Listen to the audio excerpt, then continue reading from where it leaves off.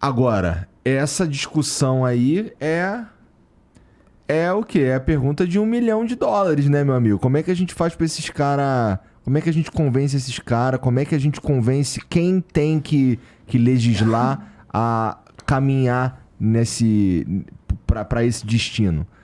Caralho, eu sou que nem tu, cara. Eu acho que não vai rolar não, irmão. E às vezes as pessoas me fazem essa pergunta e acham que tem uma resposta mágica, né? Porque não tem, porque são eles que mandam no fim das contas. E você quer ver Mas como eu vou te não tem explicar por que eu mágica? sou otimista daqui a pouco. Tá bom. Já que vocês estão todos pessimistas. É ótimo para poder balancear, cara. Aí eu sou da teoria, e já falei isso algumas vezes, que só tem um jeito, cara. É você, primeiro, informar as pessoas e criar massa crítica, e a partir do momento que você cria essa massa crítica, conflito. Que isso, cara? Conflito quer dizer embate. Tá bom. Conflito quer dizer pressão. Porque esses caras, eles vão... Meu irmão, a gente fala... Olha que engraçado. A gente fala conflito. Pessoal ganha arma. Meu irmão, o que é a vida de quem é mais pobre do Brasil se não é conflito todo dia? Essencialmente isso. Se não é o cara sair de casa e, pô, não saber se vai voltar. Se é o cara saber que dependendo do boné, se ele botar pra frente ou pra trás, o cara vai ser parado, meu irmão, sem perguntar nada. O cara já tocando terror nele. É engraçado que a gente... Claro, eu sei da tua história, meu irmão, e tua história é linda. Mas a gente vive hoje em dia numa situação que é uma situação, usar a palavra que tá ultra batida, uma privilegiada. Então, quando a gente fala de conflito... Cara, é o rei do chavão, mindset privilegiado. Daqui a pouco ele fala de propósito. Tô brincando, cara. Boa. Mas, meu irmão, Ele vai falar. a gente, quando fala de conflito, a galera já fala assim, não, conflito? Como assim conflito? Pô, temos que buscar uma outra solução, uma solução pacífica, uma solução de diálogo, uma solução de conversa. Eu falo, lógico que tu quer essa solução de conversa. Tu não quer abrir mão do que você tem, tu quer empurrar o problema com a barriga, e você tem medo do conflito, porque o conflito não bate tua porta todo dia. O terror, o medo, a violência, os efeitos desse negócio não batem tua porta. Eu sempre cito esse exemplo. O Galo, uma vez me dando uma entrevista, ele falou o seguinte: Eduardo, eu falo com os meus amigos, eu falo, tu tá com medo da esquerda? Tu tá com medo de comunismo? Tu tá com medo de virar Venezuela? Irmão, a gente come arroz com salsicha desde que a gente nasceu. Não vai piorar não, cara. Então, eu acredito... E o que é o conflito? O conflito, meu irmão, é sindicato, é associação, é greve, é enfrentamento, entendeu? Enquanto o rico não dormir com medo, não vai mudar, cara. E o medo não é o medo do cara ser guilhotinado, não. Entendeu? É o medo do cara falar o seguinte, caraca, vão descobrir que eu não mereço ter o que eu tenho. Porque não merece. Não merece. Então, eu acredito no enfrentamento. Eu acredito no conflito. Eu acredito que a solução que a gente está falando que é muito difícil, quando ela pintar, imediatamente vai ter um monte de grito na Faria Lima.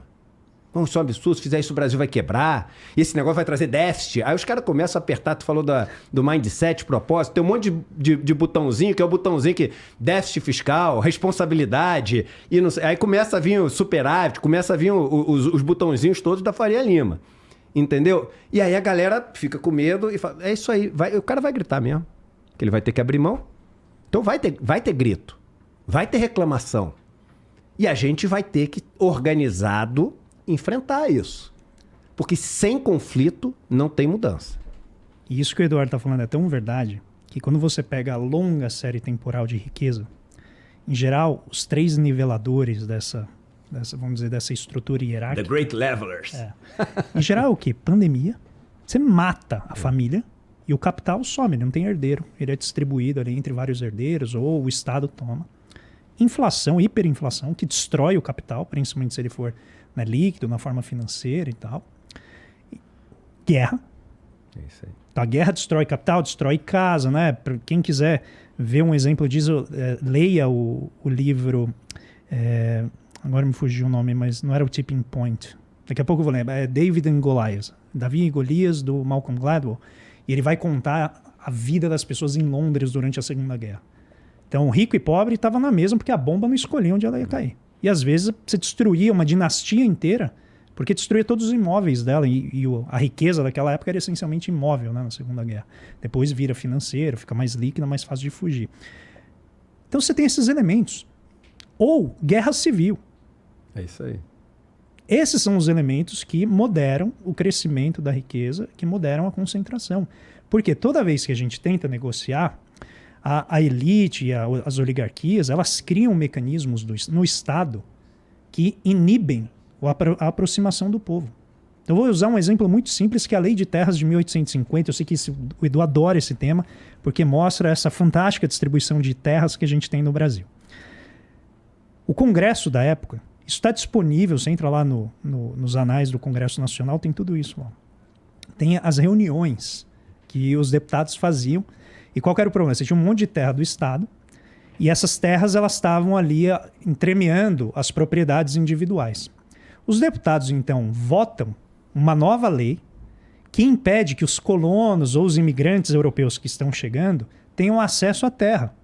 E eles falam assim, de maneira textual, se a gente não fizer isso, e a ideia era unir as terras, né? Então estender as faixas de terra para que elas ficassem cerca com cerca, para não abrir nenhuma possibilidade de distribuir essas terras para as pessoas que estavam chegando.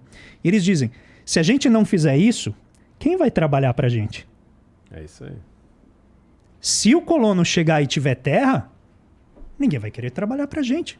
Não podemos permitir isso. Vamos ter que aprender a plantar, irmão. É. E eles falam, o nosso modo de vida está ameaçado. Então o resultado qual que é? Você concentra a terra na mão de pouquíssimas famílias mundo, né, Brasil afora, e esse negócio ele se perpetua porque riqueza chama riqueza.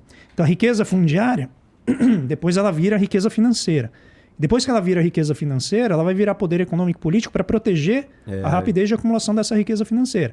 Então a gente que trabalha com finanças sabe que quando você chega no banco com R$1 milhão na conta, você é tratado diferente de quando você chega lá com seus parcos R$2.000.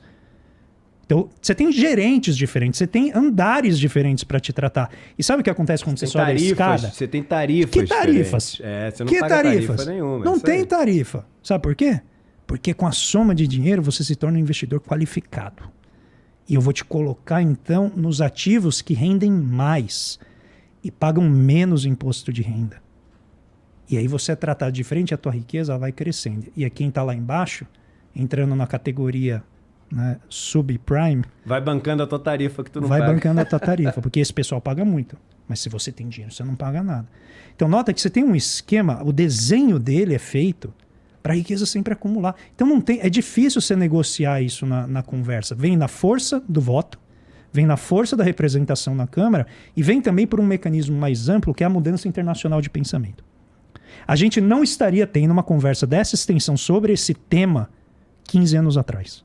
Não teríamos essa conversa. Isso é fruto dos anos 2010, que viu um avanço tremendo na divulgação desses dados de concentração de riqueza. Riqueza. E com isso você começou a mudar a percepção social em vários países, inclusive aqui no Brasil, ao escancarar o quão concentrada é. E qual que é a fina flor, de maneira bem direta, do problema da desigualdade. De maneira bem sucinta. Quanto mais desigual uma sociedade, menos a desigualdade é percebida.